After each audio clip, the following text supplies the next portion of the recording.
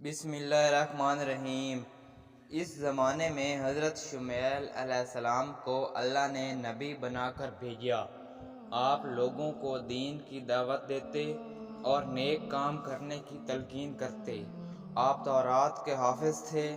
بنی اسرائیل کے بہت سے لوگ آپ علیہ السلام پر ایمان لائے اور آپ کی تعلیمات پر عمل کرنے لگے۔ لوگوں نے حضرت شمیل علیہ السلام سے التجا کی کہ ہم طاقتوروں سے مغلوب ہو جاتے ہیں، وہ ہمارا خون بہاتے، ہمیں بے گھر کر دیتے، ہماری اولاد کو غلام بنا لیتے ہیں۔ ہماری کمزوری سے فائدہ اٹھا کر عمالقہ ہم سے تابوت سکینہ چھین کر لے گئے، ہم کچھ نہ کر سکے۔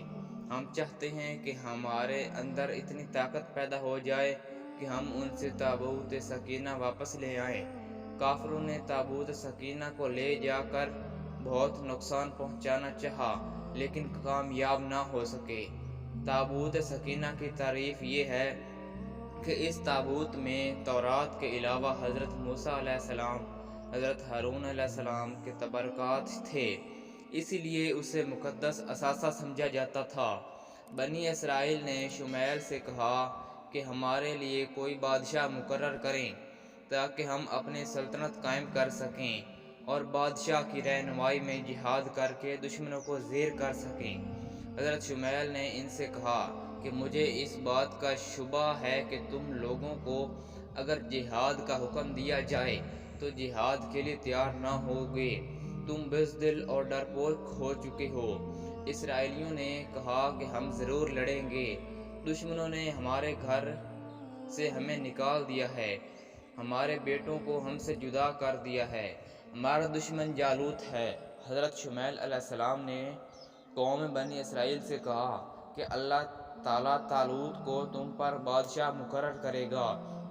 اسرائیلیوں نے کہا کہ طالوت تو غریب ہے اور ہم اور معمولی آدمی ہے، ہمارے پاس دولت بھی ہے اور عزت بھی ہے، طالوت کو ہم پر کس طرح بادشاہ مقرر کیا جائے گا؟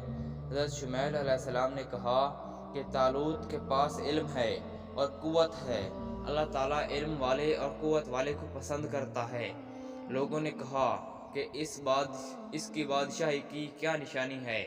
حضرت شمیل علیہ السلام نے جواب دیا کہ طالوت قوت والا ہے، وہ تنہا جا کر عمالقہ سے تابوت سکینہ تم کو لا کر دے گا۔ اس کے بعد شمیل علیہ السلام نے طالوت سے جا کر کہا کہ اللہ نے بنی اسرائیل پر تمہیں بادشاہ مقرر کیا ہے، تم جالوت سے جنگ کرو اور عمالقہ سے تابوت لے کر آؤ۔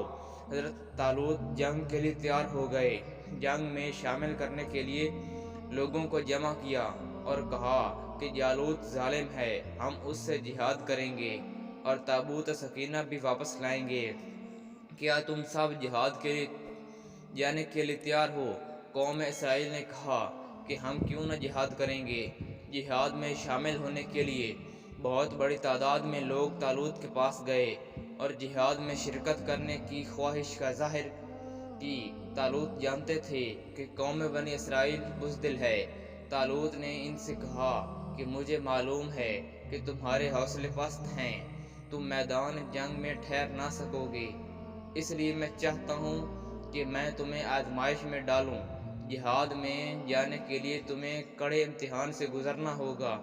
جو لوگ اس آزمائش میں پورے اتریں گے وہی دشمن کا مقابلہ کر سکیں گے۔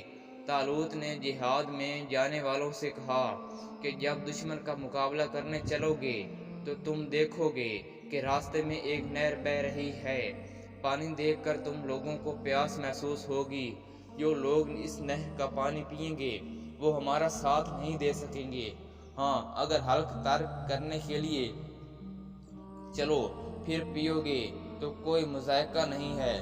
چنانچہ طالوت کی اس شرط کو سن کر بہت سے لوگ حوصلہ ہار گئے اور واپس لوٹ گئے۔ جن لوگوں کا ایمان پختہ تھا وہ طالوت کے ساتھ روانہ ہوئے۔ راستے میں ایک نہر ملی، کچھ لوگ پیاس برداشت نہ کر سکے، وہ پیٹ بھر کر پانی پی گئے۔ ایسے لوگوں کو طالوت نے علیحدہ کر دیا۔ جن لوگوں نے پیاس برداشت کی وہ طالوت کی فوج میں رہے، دشمن سے مقابلہ کے لیے راستے طے کرتے رہے۔ وہ اللہ پر پختہ یقین رکھتے تھے اور ایمان والے تھے۔ جالوت کو اطلاع مل چکی تھی کہ طالوت فوج لے کر مقابلے کے لیے آ رہے ہیں، اس لیے وہ اپنی جگہ سے فوج لے کر لڑنے کے لیے چل پڑا اور میدان جنگ میں پہنچ گیا۔ جب جالوت اور طالوت کا آمنا سامنا ہوا تو دیکھا گیا کہ جالوت کی فوج کثیر تعداد میں ہے۔ طالوت کی فوج میں سے کچھ اسرائیلی خوف زدہ ہو کر طالوت سے کہنے لگے کہ جالوت بھاری فوج لے کر آیا ہے، ہم اس کا مقابلہ نہیں کر سکتے، ہم تو ان کے مقابلے میں بہت کمزور ہیں۔ طالوت نے یہ سن کر ان کو بھی رخصت کر دیا۔ جو لوگ ایمان لا چکے تھے انہوں نے طالوت کا ساتھ نہ چھوڑا۔ ان کا عقیدہ تھا کہ فتح اور شکست اللہ کے ہاتھ میں ہے۔ وہ جم گئے۔ طالوت نے اللہ سے دعا کی کہ اے اللہ، ہمارے قدم جمائے رکھ اور ہمیں صبر عطا کر اور کافروں پر فتح دے۔ جالوت نے پوری تیاری کے ساتھ آ کر مخاطب ہو کر بنی اسرائیل کے کسی ایک آدمی کو مقابلے کے لیے بلایا۔ طالوت کی فوج میں حضرت داؤد علیہ السلام بھی تھے، جو ابھی چھوٹی عمر کے بچے تھے، کم سنی کے باعث لڑنے کی غرض سے نہیں آئے تھے۔ جب جالوت نے آواز دے کر للکارا تو حضرت داؤد علیہ السلام توقع کے خلاف بہادری کے ساتھ آگے بڑھے اور جالوت کا کام تمام کر دیا۔ یوں ہی جالوت ہلاک ہوا۔ جالوت کی فوج کے قدم میدان سے اکھڑ گئے اور بھاگنے لگے۔ میدان طالوت کے ہاتھ آیا۔ حضرت داؤد علیہ السلام کی جرأت اور بہادری دیکھ کر اسرائیلیوں میں جو خوشی کی لہر دوڑ گئی۔ داؤد ہر دل عزیز بن گئے۔